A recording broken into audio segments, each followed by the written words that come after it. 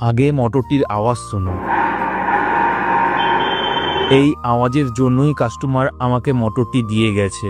এর আগেও এই মোটরটি আমি রিপেয়ার করেছিলাম। মোটরটির কয়েল শর্ট ছিল, তখন বিয়ারিং ভালো ছিল বলে আমি চেঞ্জ করিনি। এখন কাস্টমার বলছে যে আমার মোটরের আওয়াজটা কম করে দিতে হবে, তো এখন আমি মোটরের দুটো বিয়ারিংই চেঞ্জ করে দিব, পুরোপুরি নতুন লাগিয়ে দেব। প্রথমে হাইড্রোলিক দিয়ে আমি দুটো বিয়ারিংকে খুলে নিব, তারপর নতুন দুটো বিয়ারিং আমি লাগিয়ে দেব।